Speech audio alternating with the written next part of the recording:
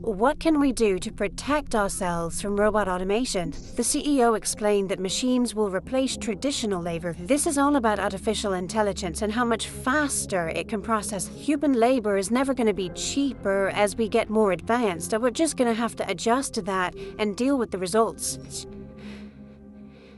For 3.3 million years, humans have developed technologies to make our lives easier.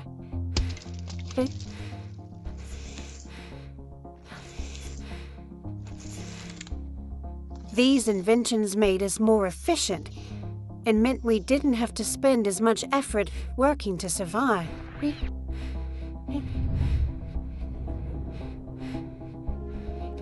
But each new development came at a cost.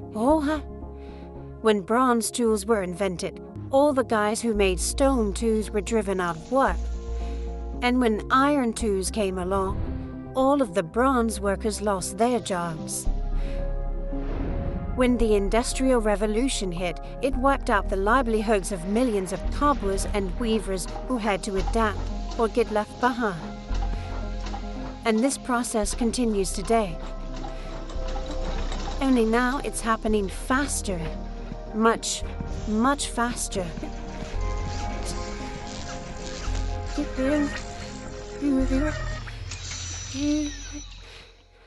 All kinds of routine jobs have become automated in the past few years, thanks to breakthroughs in technologies like robotics and radio frequency identification, computing, and high-speed networking.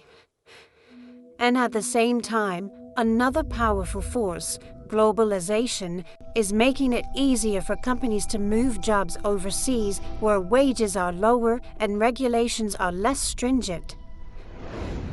In the past 20 years, these two forces, technology and globalization, have wiped out millions of American jobs in manufacturing, from Detroit's auto plants to North Carolina's textile mills. And it's not just manufacturing jobs. We're now entering a dramatically new phase where high-skilled jobs are also at risk. Here's why. Since 1965, computer processing power has roughly doubled every 2 years. All of the computing power that controlled the Apollo mission to the moon can now fit on the chip inside your smartphone. And in a few decades, computers will be thousands of times more powerful than they are today. Already, computers use artificial intelligence to easily beat the world's greatest chess masters, recognize faces, understand spoken language, and even compose music. They can do many of the things that we've always thought made us human, and that threatens many of the jobs we've always thought were secure. Take driving a vehicle, which is one of the top jobs in most states in America. With driverless cars already on public roads, millions of truck drivers, bus drivers, and taxi drivers may soon find themselves obsolete.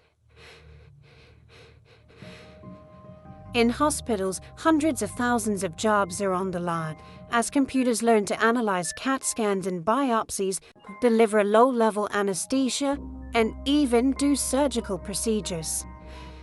And in restaurants, hundreds of thousands of cooks may be replaced in the coming decades by machines that can follow recipes perfectly without ever taking a sick day or a smoke break. An Oxford University study predicts that within 20 years, 47% of all jobs are at risk of being replaced by technology. That's over 70 million people.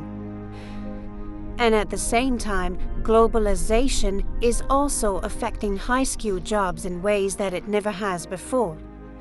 Law firms, for example, are beginning to outsource work to lawyers in developing nations who are trained in American law.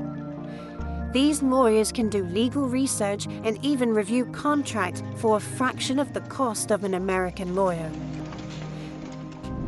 Now, just as technology and globalization destroy jobs, it's important to point out that they also create jobs by generating new industries and new markets for American products. We don't know exactly what the future is going to look like, but we do know this.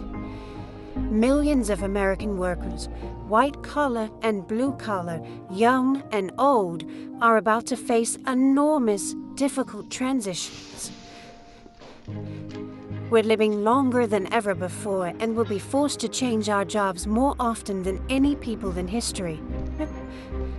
We're going to need to learn new skills constantly throughout our careers to keep from being left behind.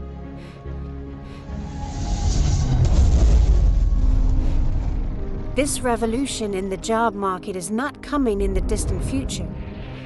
It's happening now, and it's going to accelerate. It's going to affect all of us, our friends, our families, and our communities. Are you ready?